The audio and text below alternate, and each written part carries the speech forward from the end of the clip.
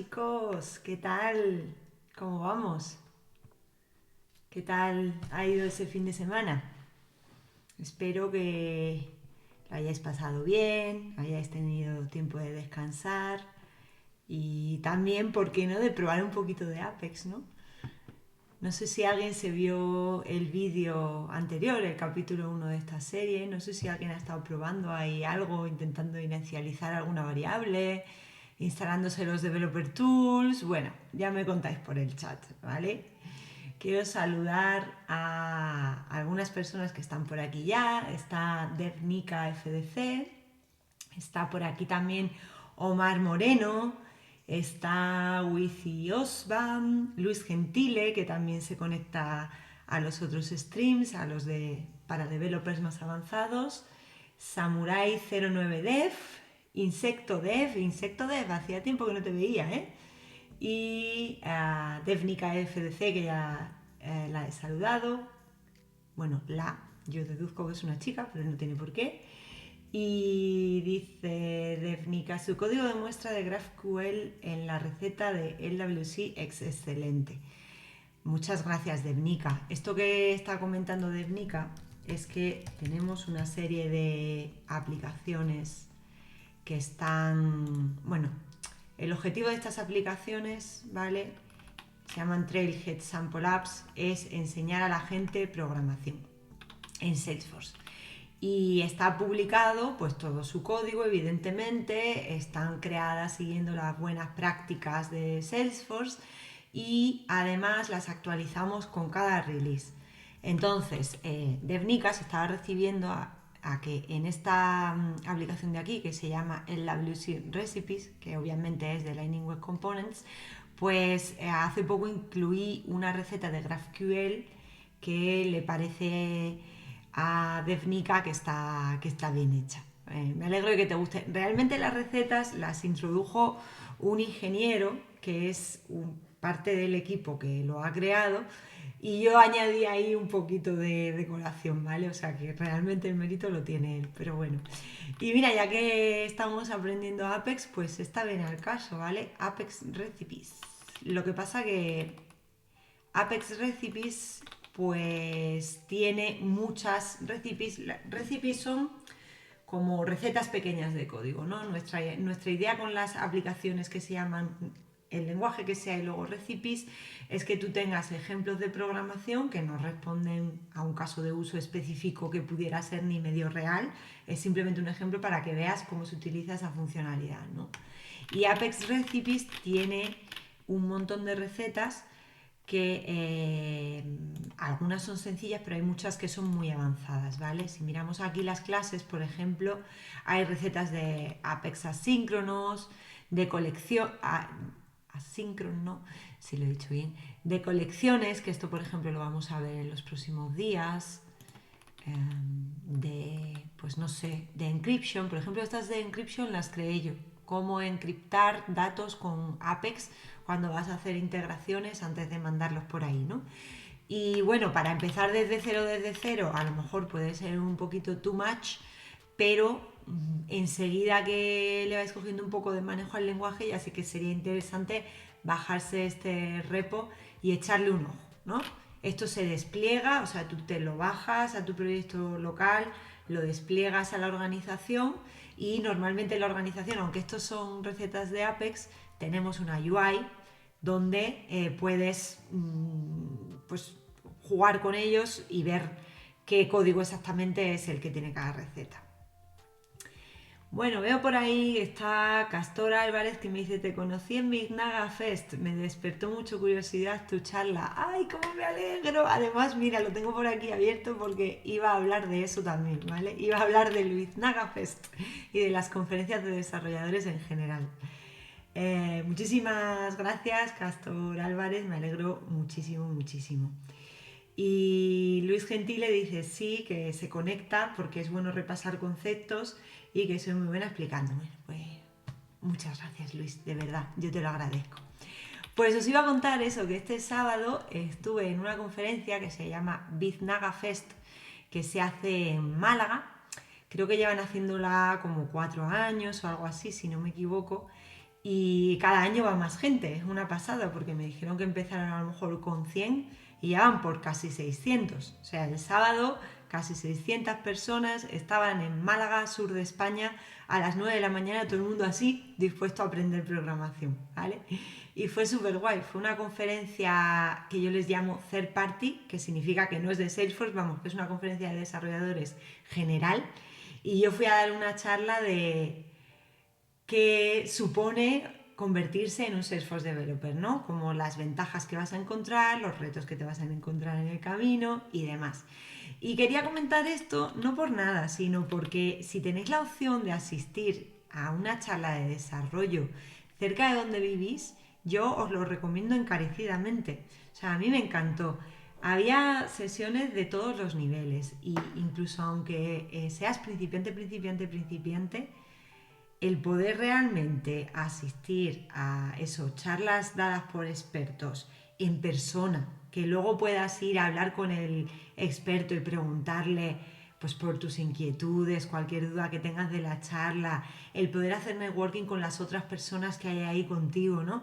Para mí tiene un valor incalculable. Entonces, quería recomendaros que si estáis empezando en el mundo de la programación o si tenéis experiencia también, miréis a ver si hay conferencias cerca de donde vivís y os planteéis el ir, porque de verdad que me parece una pasada como la energía que hay en ese tipo de conferencias y lo que esto te puede ayudar en tu carrera profesional, no solamente a nivel técnico, sino a nivel soft skills, ¿no? Que eso sería como cómo desarrollo yo los otros skills que necesito para ser bueno en mi trabajo. Que a lo mejor esos skills pues, pueden ser comunicación, o puede ser presentación, o puede ser, no sé, que hay como una rueda de influencias que tú puedes tener en tu vida profesional que creo que se acelera esa influencia y se beneficia muchísimo en este tipo de conferencias.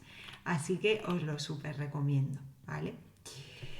Y bueno, con esto quería comentar también que algunas personas por ahí me han preguntado sobre las horas que hago los streams, a qué hora las hago. Y es que, mirad, mi calendario es una locura, ¿vale? Yo estoy intentando de verdad streamear todo lo que puedo e intentar hacerlo a unas horas fijas, pero no siempre puedo. Porque además la hora a la que os viene bien a los que os conectáis de Sudamérica y Centroamérica es la hora a la cual se levantan mis compañeros de Estados Unidos y empiezan a ponerme reuniones y a mandarme mensajes a tope. Entonces, por eso esta semana pues hay estas horas tan raras, ¿vale? Por ejemplo, hoy de 5 a 6 para mi hora, son las 5 ahora, y el jueves haré un stream del stream avanzado, de la serie avanzada, a mis 4 menos cuarto, ¿vale? Pero es que no lo voy a hacer a otra hora y es eso o no lo hago. Y digo, mira, pues lo hago a esa hora y ya está. Y entonces esto es un calendario que lo podéis añadir, ¿vale? Que siempre lo pongo por aquí. Me parece que lo he copiado, a ver. Bueno, si no lo tenéis en el LinkedIn, ¿vale? En todos los posts que pongo en LinkedIn siempre pongo el calendario. Y teniendo el calendario, pues si lo tenéis visible, pues podéis ver más o menos a la hora que streameo. Y también lo que hago es anunciarlo. O sea, todas las semanas antes de streamear, un par de días o 3 antes, siempre posteo en LinkedIn y en Twitter, aunque creo que esta vez me salté el Twitter, sobre los streams que voy a hacer y los hago, ¿vale? Hoy, por ejemplo, me encuentro un poco regular, pero digo, mira, lo voy a hacer porque ya puse que era esta hora y ya está, ¿vale? Entonces, miradlo, que ahí podéis encontrar todo. Y luego, lo último que voy a decir, antes de ponernos con la programación, es que si queréis ver, hola, muchas gracias por seguirme, no me sale ahora quién eres, pero bueno, no pasa nada. Que me estoy viendo que no estoy compartiendo, que no me lo decís. Vale, esto es lo del Bitnaga Fest, ¿vale? Lo que os estaba enseñando, vamos, que no estaba enseñando demasiadas cosas, estaba enseñando simplemente la programación que había de charlas. Y estaba enseñando también el calendario, que el calendario aquí es donde me sale a mí las charlas que voy a dar. Y ya paso al canal de YouTube, que era lo último que iba a enseñar. Y el canal de YouTube, lo que os digo, hay un playlist nuevo que se llama Básicos de Apex, donde voy a ir subiendo todos los capítulos. Y lo bueno de estos capítulos es que si os vais aquí al More, tenéis todos los recursos de todo lo que voy compartiendo. O por ejemplo, si os digo, oye, que esto no sé cómo se hace y ya os lo diré en el siguiente capítulo, a veces pongo una aclaración aquí en los comentarios y digo, oye, pues ya lo miré en la documentación y ya encontré cómo se hacía. Y además de aquí os podéis ir como a los capítulos para ir a la parte que os interese más. Entonces os recomiendo que cuando veáis los capítulos de forma asíncrona, pues os vayáis directamente aquí a YouTube porque es como más fácil, ¿no? Vale, y había compartido otra cosa que tampoco había enseñado, que es esto, el Apex Recipes. Os estaba comentando que esta es la página donde tenemos las Trailhead Apps, que las voy a compartir por aquí, y que la de Apex es esta que se llama Apex Recipes, que también la comparto por aquí, y así tenéis el código. ¿Vale? Y lo que comentaba era que si te vas aquí a la carpeta clases, es donde están todas las recetas, además categorizadas según carpeta. O sea, según, por ejemplo, categorizadas en carpetas. Quiero decir, por ejemplo, pues todas las recetas de Apex asíncrono están aquí. ¿Vale? Todo clases así. Esto, por ejemplo, es algo que se puede hacer, lo de poner las carpetitas, con el source format, que el otro día estuvimos discutiendo, jolín, que estoy disléxica hoy, en el otro stream, que había como dos formatos del código, que hay uno antiguo que se llama metadata format y hay otro moderno que es el source format. ¿Vale? Pues esto está todo en source format y nosotros en este stream siempre vamos a trabajar con el source format. Vale, pues voy cerrando por aquí. Veo por ahí que Reconciliers me está preguntando una cosilla sobre Health Cloud. Dice, buenos días Alba, ¿qué me recomiendas? Estoy iniciando en el mundo de Salesforce y Health Cloud para no frustrarme y rendir en el trabajo. Pues Reconciliers, yo sobre Health Cloud no sé mucho, pero seguramente en Trailhead tengas cositas, ¿vale? Vamos a buscar aquí, a ver, un segundo que me tengo que logar aquí con mis cosas de la empresa. Un segundillo. Oh, contraseña. Y tengo que hacer el doble check. Que sí, que soy yo, aunque estoy streameando, pero soy yo. Vale, a ver si me entra en Trailhead y os lo puedo enseñar. Vale, sí, ya lo tengo por aquí. Vamos a buscar aquí Health Cloud. ¿Vale? Aquí tienes, por ejemplo, un trail de Health Cloud. No sé cuántas cosas habrá, pero mira, parece que hay unas cuantas cosillas para que aprendas. Y la otra que puedes hacer es irte a la Trailblazer Community, blazercommunity.com, que, bueno, también se puede ir a la comunidad desde aquí, ¿vale? Que estoy yo tonta. Y aquí buscar en los grupos Health Cloud. Y ahí, pues mira, hay un grupo de Health Cloud al cual te puedes unir y si tienes dudas o lo que sea, pues preguntar cosillas. Eso siempre está muy bien. Te lo dejo por ahí, ¿vale? Y bueno, si tienes ya preguntas en concreto que nadie te responda, pues yo siempre digo que me hagas @ ponme @alba y yo intento buscar a lo mejor a alguien que te pueda ayudar, pero por defecto postear aquí y a ver si así os sirve, ¿vale? Si alguien nos responde del producto, que entienda el producto.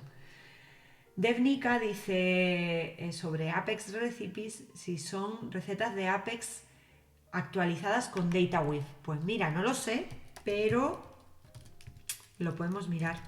De hecho, mira, vamos a ir a Trailhead Apps. Un momento.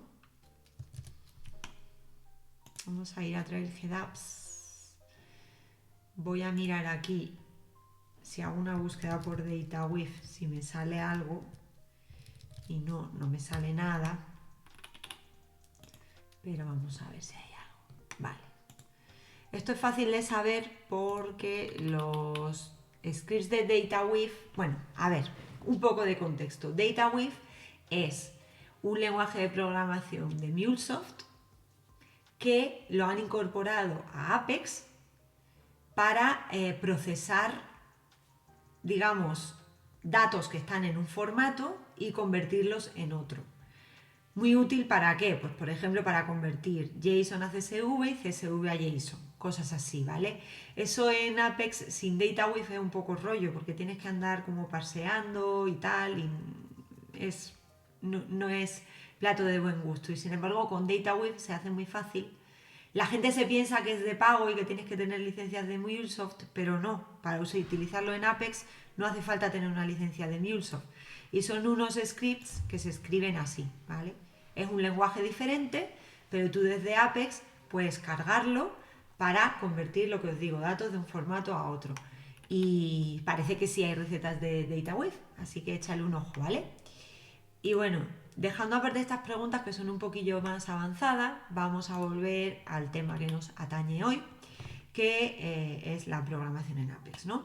El otro día estuvimos viendo cómo instalar nuestro entorno de desarrollo, vimos cómo conectarnos a la OR, ¿vale? Para pues, todos los cambios que hagamos de forma local, poder subirlos a nuestra OR y si por el motivo que sea estamos haciendo también cambios en la OR, por ejemplo creando un flow o lo que sea, nos lo podamos descargar también a nuestro entorno local, esa sería la idea, o el procedimiento que se sigue para programar en Salesforce. Y estuvimos viendo pues cosas muy básicas porque fue como el primer stream de este tipo, ¿no? Para los que estáis nuevos en el stream, yo os digo, tengo un stream para gente que es ya desarrolladora y que es como más avanzado y ese lo hago otro día diferente y el de hoy es para gente que no sabe nada de programación y quiere meterse en este mundo. Entonces os expliqué que, bueno, tú una vez estás conectado a la OR, pues tienes, digamos, la opción de bajarte esos metadatos que hay en la OR o subirlos y si te los bajas, pues al final esos metadatos van a ser como ficheros que están en tu copia local, ¿no? De eso que tienes en la OR.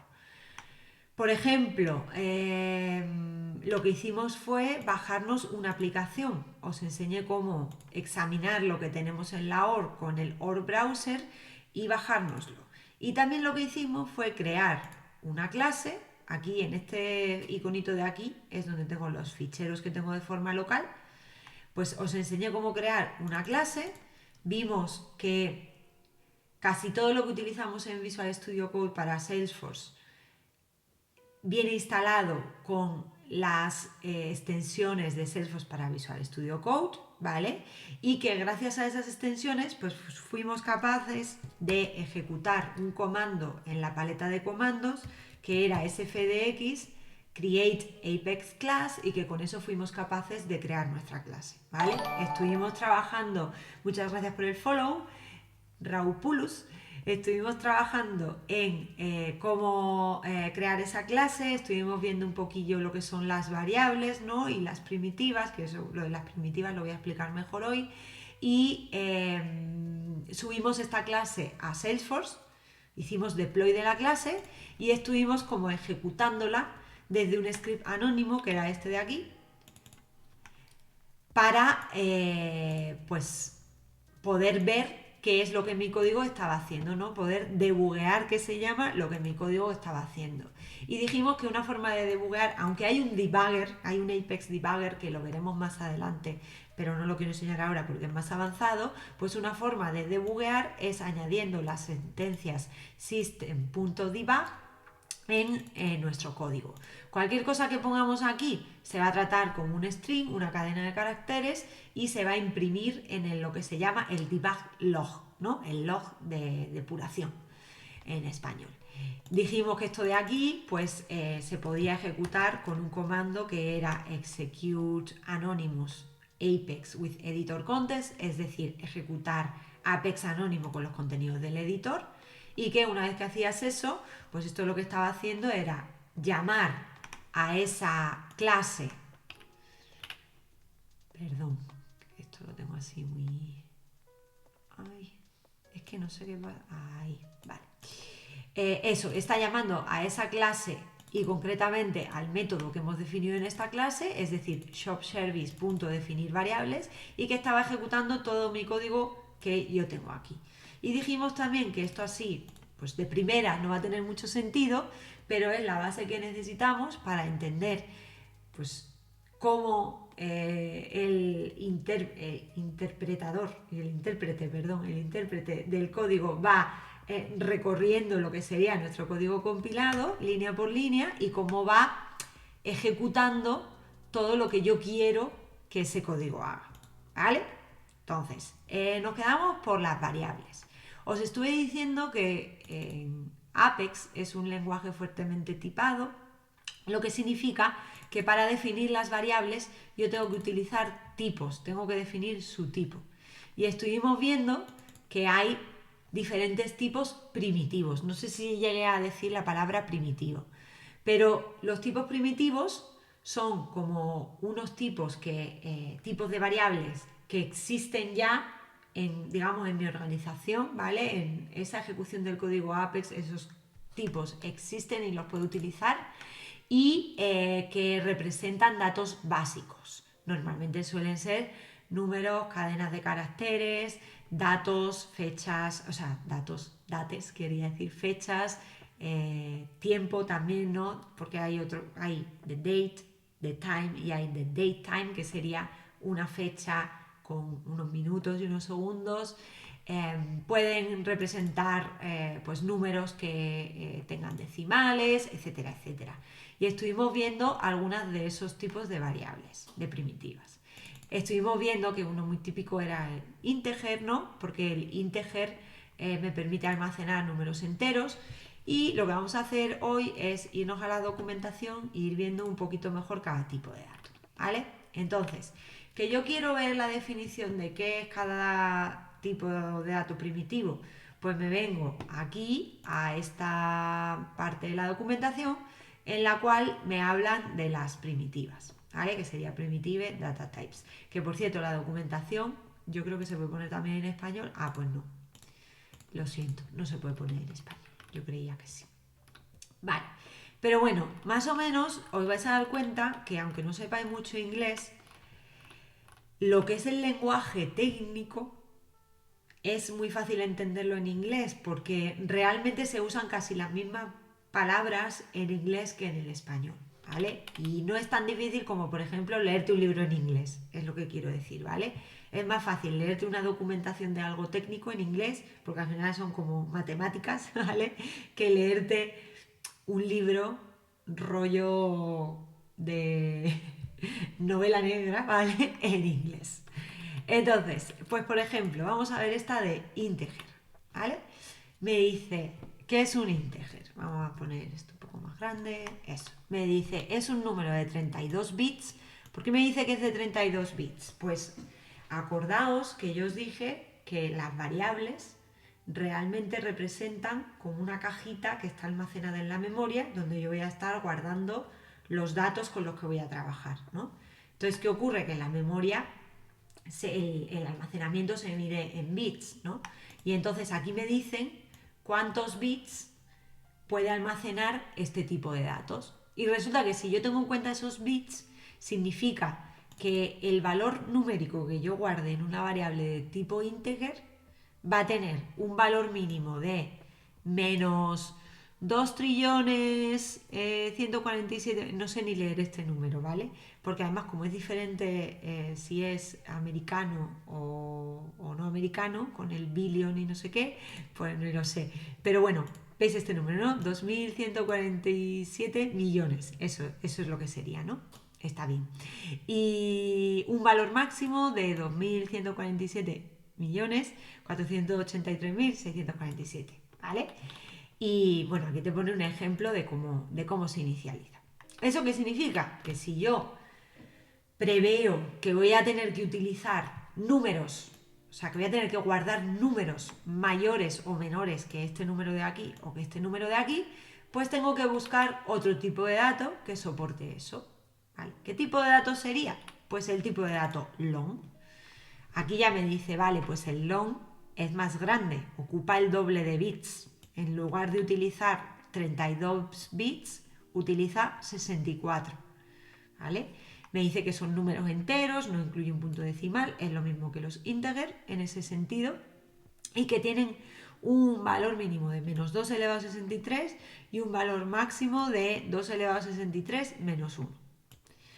Y dice que solamente lo utilices cuando sea necesario. Evidentemente, si con un integer me vale, no necesito un long, ¿vale? Esto sería para cuando realmente lo necesito, porque vamos a intentar siempre optimizar nuestros recursos lo más que podamos. No vamos a utilizar, no, en España se dice no vamos a matar moscas a cañonazos, ¿vale? No sé cómo se dirá en otros países. Vale, pues eso sería, por ejemplo, los números enteros. Habíamos visto también Bueno, vamos a ver primero los decimales, que es otro tipo de número, ¿vale? Habíamos visto los decimal.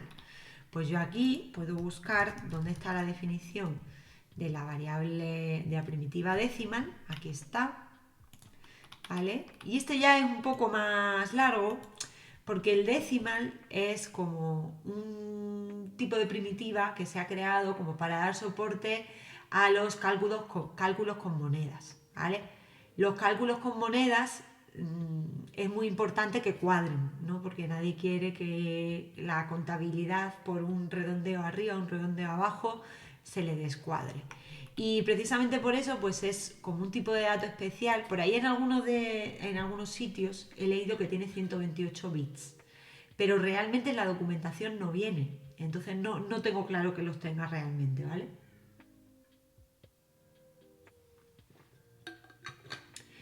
Y bueno, y dice que si en Salesforce estás utilizando campos de tipo currency, este es el tipo de variable que tienes que utilizar. Te explica cómo se setea el número de posiciones decimales. Te explica que hay un método, que ya veremos lo que son los métodos para cambiar ese scale que se llama, que sería dónde está la coma o el punto, según la notación que utilices. Y bueno, te vienen algunos ejemplos más, ¿vale? Por ahora quedaros con que es un tipo de dato para el tema de monedas. También habíamos visto integer y long, que son para enteros. Hay por ahí otro tipo que se llama double, que sería un número de 64 bits que incluye un punto decimal, pero que no tiene por qué estar pensado para monedas, ¿vale? Las monedas hemos dicho que van al decimal. Pues si yo tengo que utilizar un número que tenga decimales, pero que no es una moneda, pues seguramente con el double me sirve, ¿vale? Y si os fijáis, pues aquí se están definiendo dos variables de ejemplo. La variable pi, por ejemplo, 3,1416, y la variable e. Vale, pues esos serían como los tipos de datos con respecto a número. Lo que voy a hacer es que el string, a ver, me lo voy a quitar de aquí y lo vamos a poner aquí un poquito más abajo. Entonces aquí vamos a ver primitivas numéricas, y aquí vamos a poner primitivas cadenas de caracteres. Y aquí me faltaría un ejemplillo del float, ¿no? Porque tenemos un ejemplo con integer, tenemos un decimal, bueno, de long no tengo nada, pero podemos poner aquí long y vamos a definir, yo me había pensado un caso de uso que era que tenemos una tienda de comida para animales, ¿no? Y entonces había pensado en unos nombres de variable así un poco que tenga sentido, ¿vale? Pues por ejemplo, long podríamos definir una variable que me diga qué número de unidades tengo en el almacén, ¿vale? Porque puede ser que tenga pues un número de unidades muy grande, muy grande, muy grande. Eso podría ser perfectamente un tipo long, ¿vale? Ilegal, no sé por qué me dice ilegal integer, ya sé que no es un integer, es un long. Esta de aquí la voy a cambiar porque el número de unidades en el almacén tiene más sentido que sea long, y al integer le voy a llamar unidades a comprar, ¿vale? Porque vamos a suponer que se está comprando quien sea está comprando algo en la tienda de animales, ¿vale? Me vais a perdonar un momento que me están llamando por teléfono ya varias veces, ahora mismo vuelvo, ¿vale?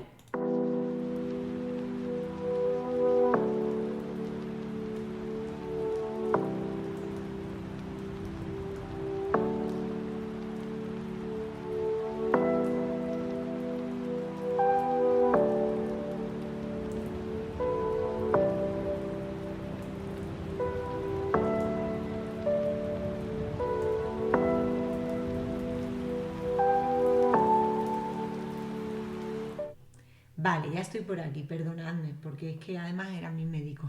Ya os he dicho que me encuentro un poco mal. Es que tengo como vértigos. No sé si alguien tiene eso, pero es horroroso porque es como que te mareas todo el rato. Y eso, y he conseguido que mañana me vea mi doctora y me estaba llamando. Vale, pues a ver, sigo contando por aquí. Habíamos dicho que esto van a ser las unidades a comprar, ¿vale? Porque vamos a suponer que yo qué sé, que voy a comprar 10 unidades de el producto que sea, ¿vale? Valor de unidades a comprar. Aquí vamos a poner también, evidentemente, si la variable se llama units to purchase, tendré que referenciarla con el mismo nombre, ¿vale? Si yo intento guardar esto que tenía ahora mismo, como la variable que estoy referenciando aquí no existe, me daría un error. ¿Vale? Aquí vamos a crear otro debug log, por ejemplo, y vamos a crear valor de unidades en stock, es un long, y le vamos a concatenar aquí el valor del long. Aquí vamos a poner que esto es un integer. En inglés creo que es integer, pero vamos, integer de toda la vida en español. Vale, por aquí habíamos dicho que el valor del precio es un decimal y vamos a crear también un tipo de variable que va a ser hoy float, no, float es en otro lenguaje de programación, ¿vale? Double, y va a ser, a ver qué me había guardado por aquí yo, por ejemplo, el peso del producto que vamos a comprar, ¿vale? Product weight. Y vamos a poner que el peso son, yo qué sé, 10.5 kilos, ¿vale? Y aquí vamos a hacer system debug y vamos a poner el producto pesa y vamos a concatenar. Esto se llama concatenar cuando estás juntando como cadenas de caracteres con otras variables para imprimirlas por pantalla, ¿vale? Realmente lo que está ocurriendo cuando concatenas de esa forma es que esa variable, digamos que se está convirtiendo en un string y luego se está concatenando con tu cadena de caracteres, ¿vale? Pues digo, vale, product weight, digo el producto pesa tal y ya teníamos esta otra. Vale, voy a intentar desplegar esto. No sé por qué me está dando ahí un warning. Me dice, vale, me dice illegal integer y me dice illegal assignment from string to double. A ver, vale, la de aquí lo tengo claro, ¿vale? Fijaros el error que me da.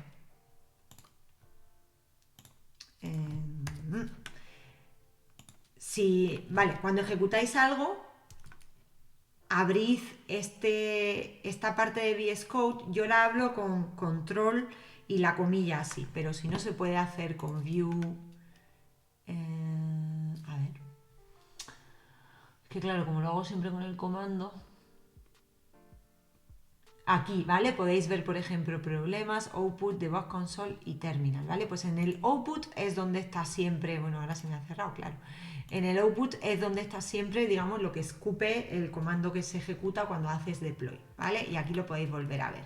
Entonces me ponía que en shop service, en la línea 18, tengo una asignación ilegal de string a double.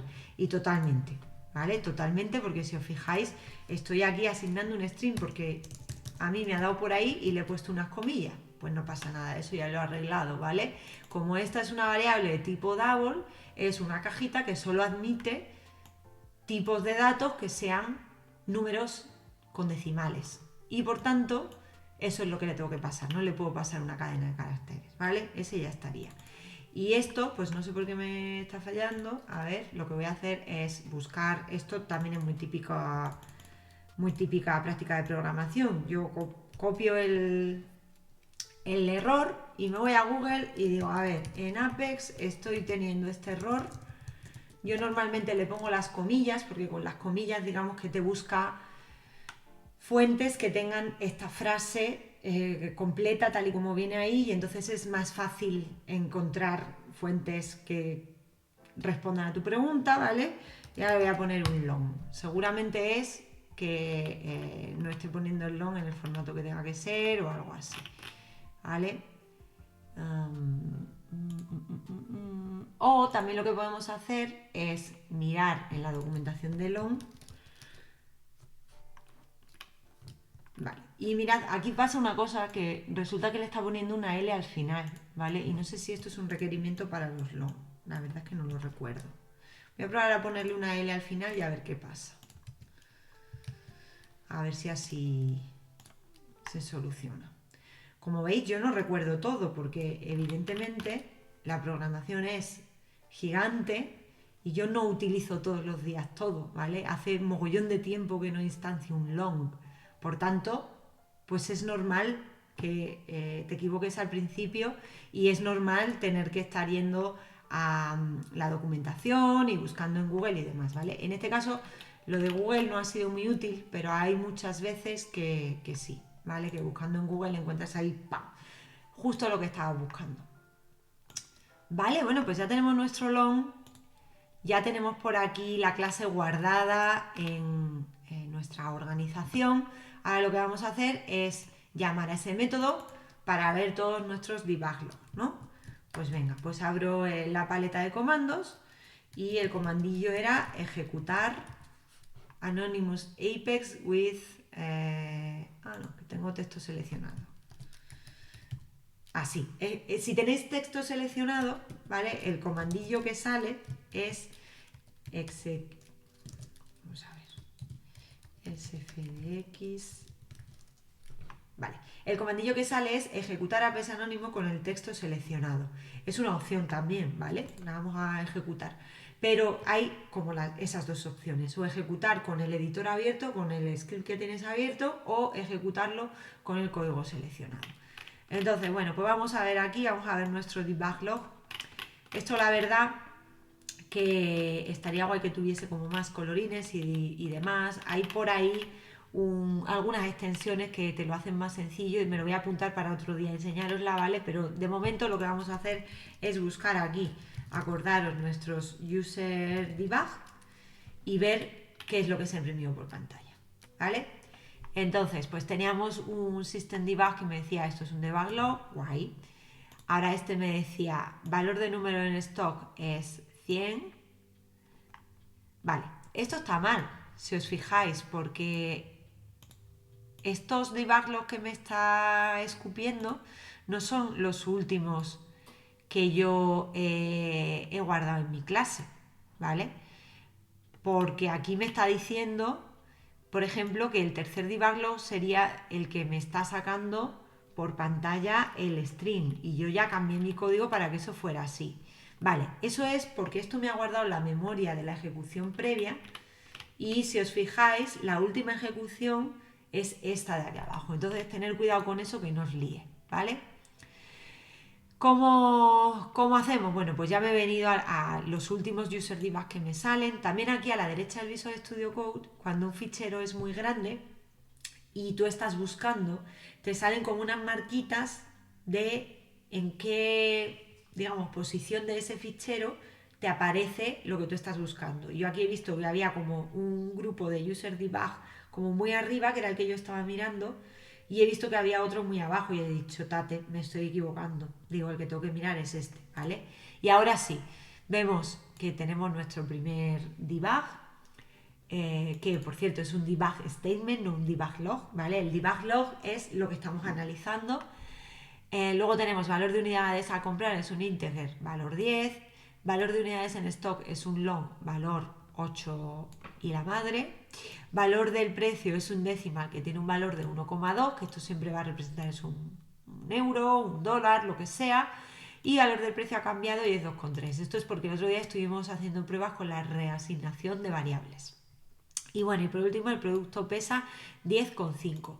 ¿Esto por qué me sale así junto? Porque se me ha olvidado meter un espacio ahí en el string, ¿vale? Ahora lo vamos a arreglar. Vale, pues volvemos a nuestra clase. Primero voy a arreglar lo de meterle aquí un espacio para que se me vea más bonito.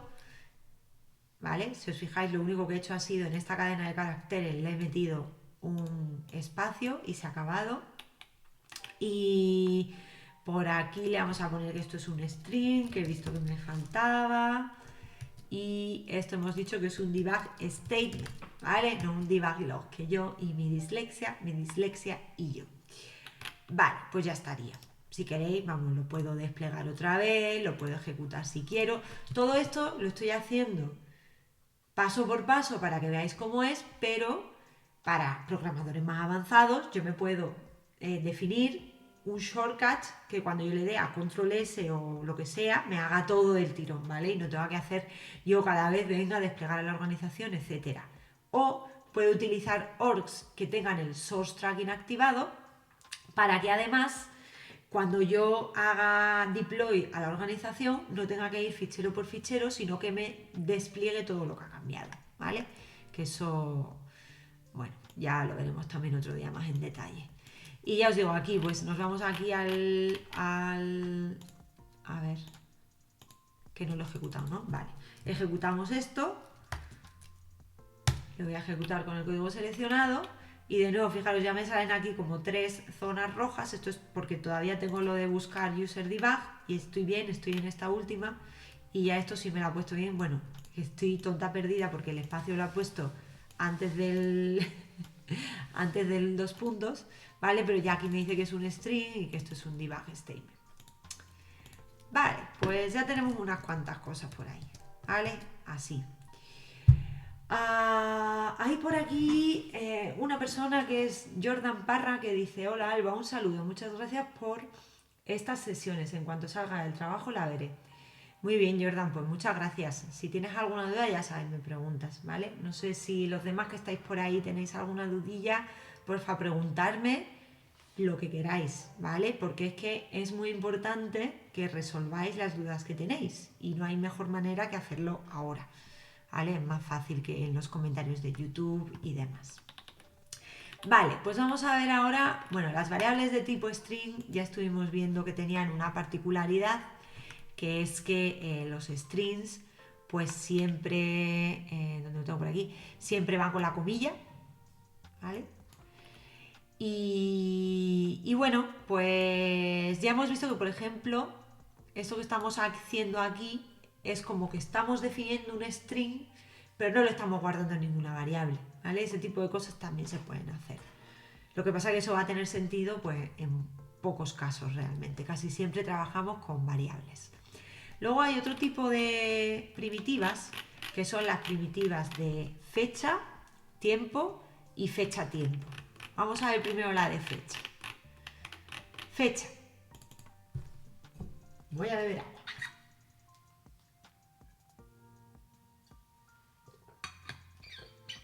Vale, me dice, es un valor que guarda información sobre un día particular.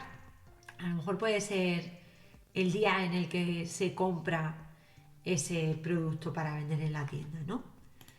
Me dice que no contiene información del tiempo, es decir, la fecha solamente me va a decir hoy es 30 de octubre, no me va a decir a qué hora se compró y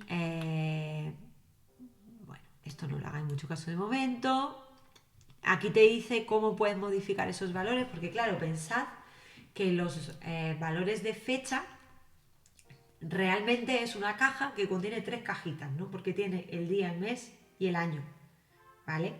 Entonces, esos valores de fecha no son tan fáciles de modificar como pueda ser un número, porque un número, bueno, esto no lo hemos hecho, pero yo puedo hacer aquí, por ejemplo, si units to purchase era 10, yo aquí puedo hacer que units to purchase ahora va a ser lo que era más 23, por ejemplo, ¿no?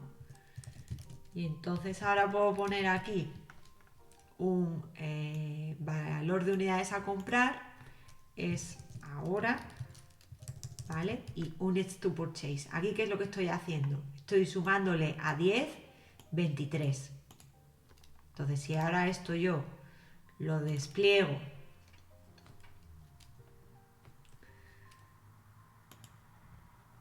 y ejecuto nuestro script, pues vamos a ver por aquí que las unidades a comprar en la segunda vez que hago el debug es 33, ¿no?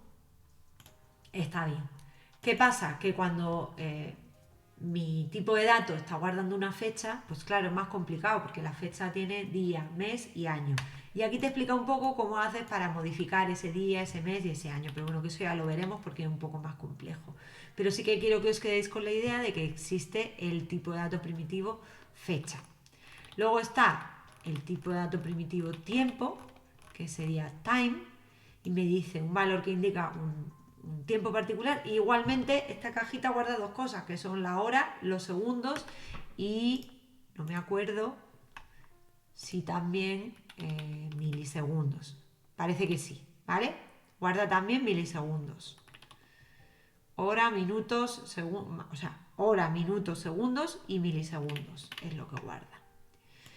Entonces, bueno, pues lo mismo, para modificar el tiempo ya va a haber como una serie de métodos que son como funciones que vamos a poder ejecutar sobre nuestras variables para modificar ese tiempo. Y luego, ¿qué es el datetime? Datetime. Aquí está. Pues muy fácil, es la combinación de ambos, ¿vale? Sería un valor que indica un día y una fecha.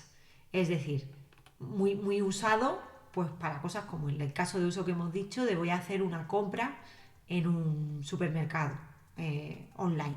¿Por qué? Porque se queda grabado a qué hora y a qué día lo compraste.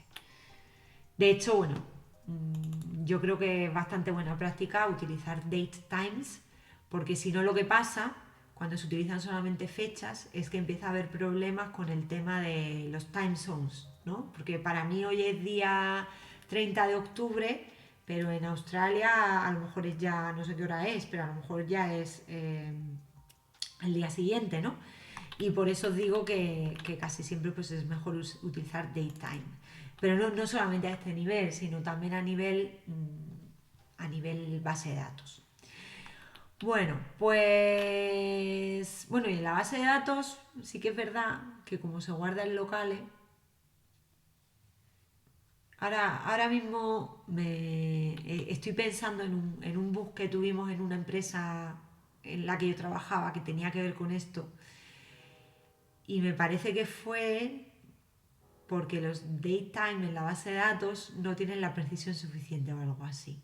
En la base de datos de Salesforce. Bueno, que os estoy liando un poco, que no me hagáis mucho caso, que no lo recuerdo bien, ¿vale? Pero bueno, que ahí tenemos tipos de variables para representar fechas y tiempos.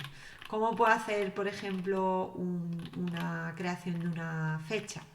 Pues a ver, me voy a ir aquí, datetime, por ejemplo, date methods, ¿vale? Me voy a ir aquí.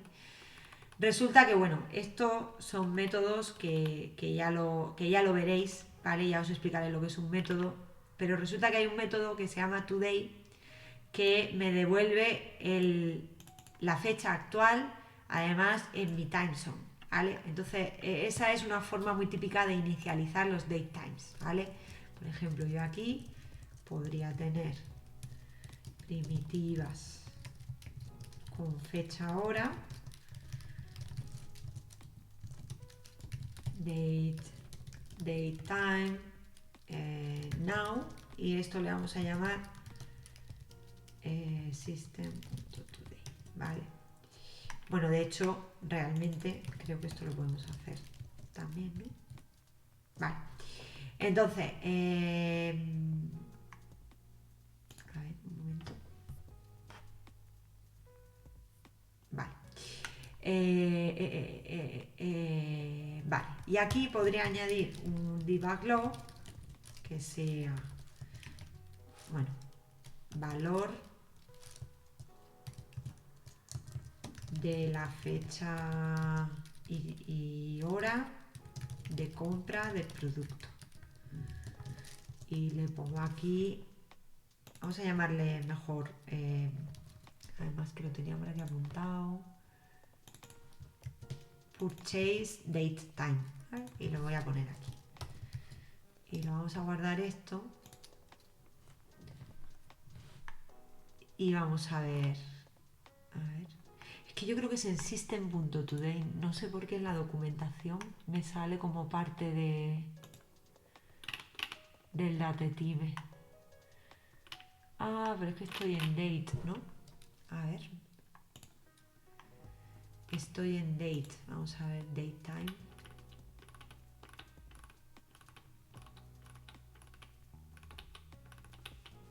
Vale, es que para date time es now, ¿vale? No es today, es now. Eso es. Vale.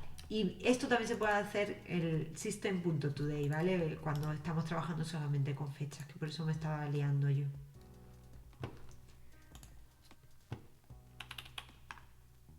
No, tampoco me funciona. Sí me ha funcionado, ¿vale? Me dice que sí, que se ha desplegado correctamente y ya estaría. Entonces, si yo ahora ejecuto esto, pues ya tengo por aquí, valor de la fecha y hora de compra del producto es esta, ¿vale? Esto siempre va a tener como un formateo en base al locale del usuario, que eso sería, y en base al locale del usuario y al time zone. Entonces, se va a tener en cuenta la zona horaria en la que está el usuario o en la que se ha formateado esta fecha, mejor dicho, y también se va a tener en cuenta para todos estos datos el local. El local es, por ejemplo, pues si yo tengo un local de Estados Unidos o uno de España, pues va a ser diferente como especifico los decimales, porque en uno de los sitios se especifica con coma y en el otro con punto, ¿no? Y aunque los datos se guarden en la base de datos de una forma estándar, luego a la hora de presentarlos, ¿no?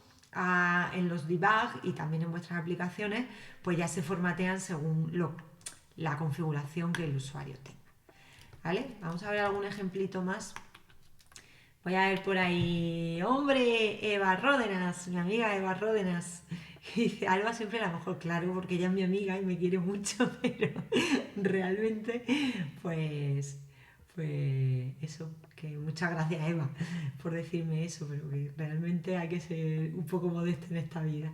Y bueno, y hay por ahí y Grillo C22, que además es la primera vez que escribe, muchas gracias, que dice, hola Alba, miré todos tus vídeos de YouTube y seguí tu app de plantas de punta a punta. Por aquí vais a hacer una app completa como esa. Sería muy bueno seguir una codo a codo en vivo. Saludos desde Argentina.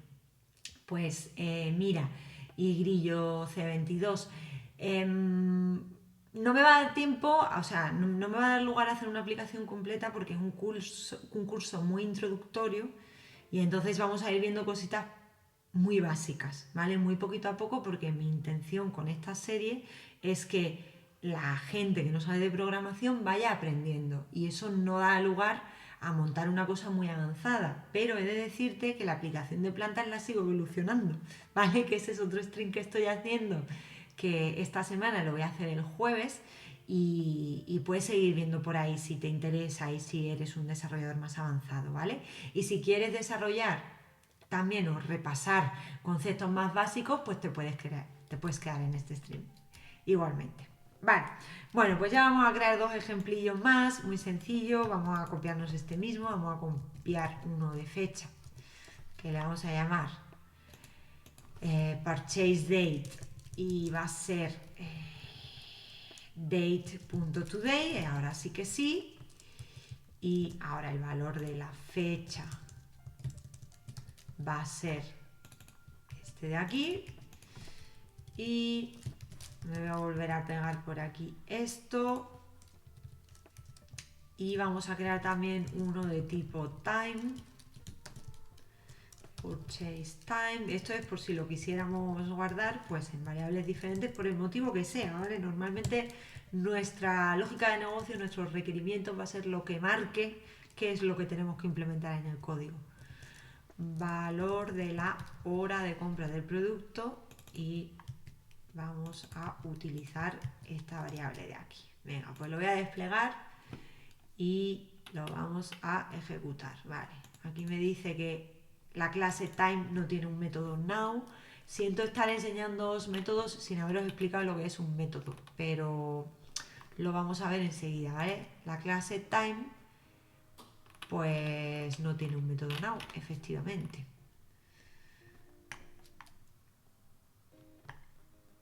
Pues no sé si podemos utilizar system.today, por ejemplo. No sé si podemos hacer algo así, ¿vale? No sé si me va a automáticamente encontrar cómo sería el tiempo que yo estoy aplicando aquí en system.today. Lo voy a tratar de desplegar a ver si me funciona. No, me dice que no. Bueno, pues este ejemplo lo vamos a dejar, ¿vale? Porque no me quiero meter en cosas de métodos más avanzados y sin explicaros los métodos primero. Y lo vamos a dejar de momento, pero volveremos a esto. Muchas gracias por el follow, Utopie. Y Grillo C, muchas gracias por quedarte. Vale, pues ya tenemos por aquí unas cuantas primitivas, ¿vale? Entonces hemos visto que con las variables pues se pueden hacer muchas cosas, ¿no? Normalmente nos van a servir para guardar el estado de nuestra aplicación y entonces lo que vamos a hacer es que vamos a ir jugando con ellas, vamos a ir añadiéndoles valores. Por ejemplo, aquí habíamos hecho un ejemplo de sumar a esta variable otro número, pero es que también podemos tener otra variable, more units, por ejemplo 3, vamos a ponerle así, y podemos sumar una variable con otra, ¿vale? Y puedo, por ejemplo, crear una variable resultado y en esta variable resultado almacenar lo que eran las unidades a comprar más unidades, ¿vale? Puedo hacer cosas así. Y ahí esto, si lo imprimimos por pantalla, valor de unidades resultado, vamos a poner aquí, es ahora, si lo imprimimos por pantalla, vamos a ver, vamos a ejecutar nuestro script, a ver qué pasa, y me dice aquí que el valor es ahora 36, es decir, yo puedo hacer como operaciones, ¿no?, con este tipo de variables, y puedo hacer operaciones también pues básicas con los otros tipos de variables y luego veremos cómo hacer también operaciones utilizando métodos. El caso, yo quería ver hoy una cosita más antes de irme, que es empezar con las estructuras de control. O sea, esto de definir variables está muy bien, ¿vale? Pero yo normalmente lo que voy a necesitar va a ser una forma de, si una variable vale tal cosa, tirar por un camino, y si esa misma variable vale otra cosa diferente, tirar por otro camino, ¿no? Porque esos son normalmente los requisitos de negocio. Normalmente son, si el usuario ha comprado este pack de comida antes de las 7 de la tarde, voy a enviárselo hoy, pero si lo ha comprado después de las 7, pues ponemos la orden para mañana, ¿no? Siempre van a ser cosas así. Y también, bueno, eso es una estructura de control típica, la estructura condicional. Y luego hay otras estructuras de control típica que lo que hacen son como iteraciones, ¿no? Porque ahora mismo hemos visto como variables que guardan valores individuales, ¿no? Yo estoy guardando un valor de una unidad para comprar, estoy guardando, por ejemplo, un nombre de un producto, pero va a haber también colecciones que van a guardar, pues eso, colecciones de cosas. Y hay como diferentes tipos de colecciones y cada colección se trata de una manera. Vamos a empezar a ver lo que serían las estructuras de control y en concreto vamos a ver una que es la más sencilla, ¿vale? Que sería la estructura if-else. Entonces, ¿cómo funciona esta estructura de control? Pues súper fácil. Yo escribo if, aquí entre paréntesis, acordaros que toda la puntuación de la programación hay que escribirla bien, porque si no mi código no me va a compilar, ¿vale? Pues pongo if, paréntesis, aquí tendré que escribir una condición, luego abro llaves, esto es lo que se va a ejecutar esta parte si la condición es verdadera, y luego aquí pues puedo poner opcionalmente un else, y entonces esta parte de aquí sería la que se va a ejecutar si la condición es falsa. Se entiende, ¿no? Es como muy evidente porque es como funciona, o sea, si lees esto en voz alta es como funciona el lenguaje. Si tal cosa, ejecutar esto, y si no, ejecutar esto, ¿vale? Esto lo que va a hacer va a ser como bifurcar el flujo de ejecución. Hasta ahora lo que habíamos visto es que yo cuando llamo a este método, primero se ejecuta esta línea, luego esta, luego esta, luego esta, luego esta, hasta el final, ¿no? Ahora, ¿qué pasa? Que si yo tengo una condición if, lo que hay aquí se va a ejecutar, pero lo que hay aquí no se va a ejecutar nunca jamás de los jamases. Y también al contrario, si la condición es falsa, lo que hay aquí nunca se va a alcanzar por el código y lo que hay aquí sí. Entonces, por ejemplo, ¿qué tipos de condiciones puedo poner aquí? Pues en una condición siempre lo que hacemos es comparar dos cosas, ¿no? Comparar dos cosas y decir si esto es igual a esto es mayor que esto es menor que esto, cosas así, ¿vale? Muchas gracias por seguirme, Tai de 31. Entonces, por ejemplo, pues habíamos quedado en que el precio, no, vamos a irnos a este que es más sencillo, el resultado, ¿vale? De las unidades a comprar era 36 o por ahí, ¿no? Que hemos hecho antes. Vale, pues entonces vamos a hacer aquí una condición que va a ser, si el resultado es menor que 36, por ejemplo, system debug, el resultado es menor que 36. Esto es pues muy tonto lo que estamos haciendo, pero normalmente aquí pues lo que haría sería ejecutar una lógica de negocio, la que fuera. Vale. Y si no, el resultado es mayor que 36. Y esto lo vamos a hacer simplemente para imprimir por pantalla estas dos statements y ver cuál de los dos se ejecuta. Entonces sabemos, bueno, mira, sí, sabemos que el resultado que nos va a dar esto de aquí era 36, ¿no? Era 10 más 23 más 3, 36. Por tanto, si el resultado es igual a 36, se me iría al else, ¿cierto? Mira, vamos a poner un número más grande para que se vea claro, clarinete. Si el resultado es menor que 40, ay, perdón. Vale, vamos a hacerlo así que se va a entender mejor. Si el resultado es mayor que 30, vamos a hacer así. Es que estoy intentando buscar un ejemplo que se entienda fácil, ¿vale? Es menor o igual que 30. Así, vale.